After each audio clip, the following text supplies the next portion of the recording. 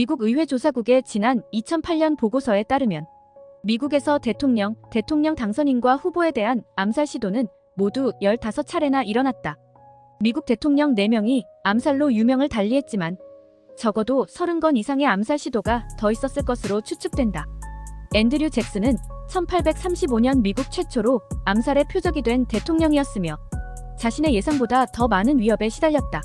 실직한 페인트 공인 리처드 로렌스가 한 의원의 장례식 행사 이후 국회의사당을 빠져나가던 앤드류 잭슨을 쏘려고 했으나 총이 불발되었다. 잭슨 대통령은 당시 67세로 1815년 영국과 싸웠던 뉴올리언스 전투에서 대승을 거둔 국민 영웅이었다. 대통령은 사격에 실패한 로렌스를 지팡이로 가격했다. 로렌스가 가까스로 한 차례 더 사격을 했지만 이번에도 불발되었다. 잭슨 대통령은 이번 공격이 정치적 반대파가 꾸민 짓이라 생각했지만 이후에 로렌스가 정신 이상자인 것이 밝혀졌다. 그는 정신병원에 이송되어 그곳에서 여생을 보냈다. 한 세기 후 조사관들이 로렌스의 권총 2개를 시험해보았으나 단번에 발포에 성공했다. 미국 대통령을 표적으로 삼았다가 미수로 끝난 암살 사건 중 유일하게 부상을 입힌 사건은 로널드 레이건 암살 시도였다. 1981년 3월 30일 레이건 대통령은 워싱턴 힐튼 호텔에서 연설을 마쳤다.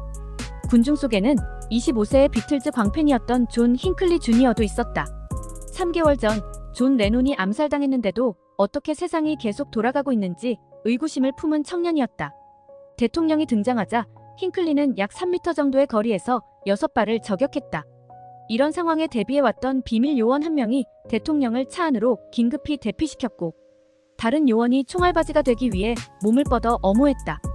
그는 복부에 심각한 부상을 입었고 다른 경찰관도 크게 다쳤다. 한 발이 리무진을 맞고 튕겨나가 대통령의 폐에 박혔는데 심장에서 겨우 3cm 정도 떨어진 부위였다. 군중이 힌클리를 붙잡았고 비밀 요원들이 존 F 케네디의 암살범 리 하비 오스월드처럼 도중에 암살되지 않게끔 촘촘하게 포위하여 체포했다.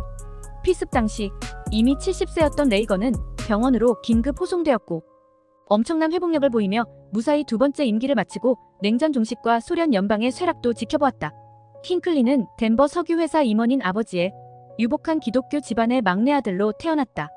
학창 시절에는 학교 생활을 원만하게 잘했지만 대학 입학 후 전공 공부에 집중하기 힘들어했다.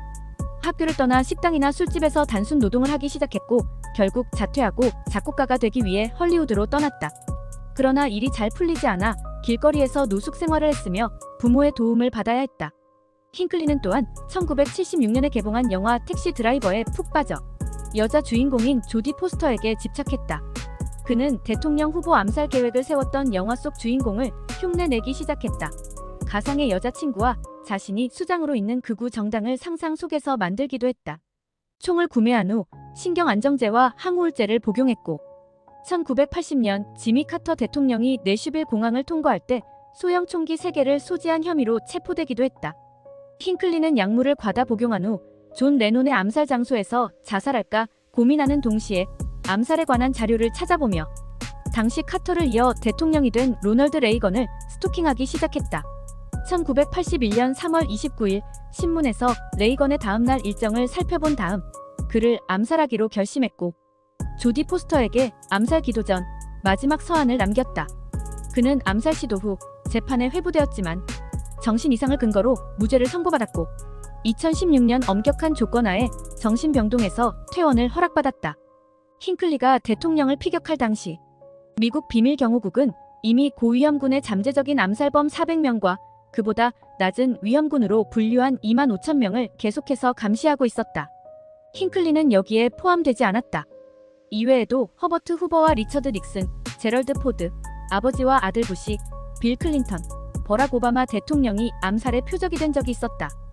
또한 미국 역사상 가장 중요한 지도자, 뉴딜의 설계자이자 제2차 세계대전을 승리로 이끈 주역인 프랭클린 루스벨트 대통령도 대업에 착수하기 전에 생을 마감할 뻔했다. 1933년 2월 15일 취임 전 당선인 시절 루스벨트 대통령이 마이애미를 방문했을 때 민주당 주요 인사와 대표단을 포함해 수천 명이 모였다. 대통령이 차에서 즉흥 연설을 마친 직후 총소리가 울려 퍼졌다. 이탈리아 출신 이민자로 만성 복통에 시달리던 실직한 벽돌공 주세피 장가라가 전당포에서 구매한 $8짜리 총으로 쏜 것이었다. 관중이 그를 바닥에 눕혀 제압했지만 이미 총알 한 발이 시카고 시장 안톤 체르막에게 치명상을 입힌 후였다. 그 외에도 4명이 다쳤지만 루스벨트 대통령은 건재했다. 자칭 무정부주의자인 장가라는 감옥에 수감되며 우선 왕과 대통령들을 죽인 다음 모든 자본가를 없애버리겠다라고 선전포고를 했으며 재판에서 유죄가 선고되었고 3월 20일 전기의자형이 집행되었다. 정작 장가라는 죽음을 앞두고 이 중대한 사건을 아무 언론사도 보도하지 않는다는 사실에 격노했다고 한다. 만약 루스벨트가 암살되었다면 역사의 판도가 완전히 뒤바뀌었을 것이다. 당시 부통령 존 낸스 가너는 미국이 대공황에서 벗어나는데 크게 기여한 뉴딜 사업에 그다지 적극적이지 않았다고 한다. 루스벨트 뒤를 이은 해리 트루먼도 역사적인 중요성에서는 결코 뒤지지 않는다. 트루먼 대통령은 일본에 대한 핵무기 사용을 승인했고 제2차 세계대전의 마지막 승리까지 쭉 지켜보았다. 이후 나토 창립과 서유럽 재건을 위한 마셜 플랜을 이행했다. 1950년 백악관이 대대적인 보수 공사에 들어가면서 트루먼 대통령은 워싱턴의 블레어 하우스에 머무르고 있었다. 11월 1일 푸에르토리코 민족주의자였던 오스카 코아조와 그라젤리오 트레솔라가 총을 발사하며 건물 안으로 침입했다.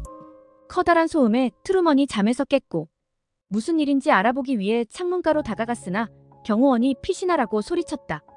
치열한 총격전 끝에 트레솔라는 사망했고 코아조를 비롯한 경찰관 3명이 부상을 입었다.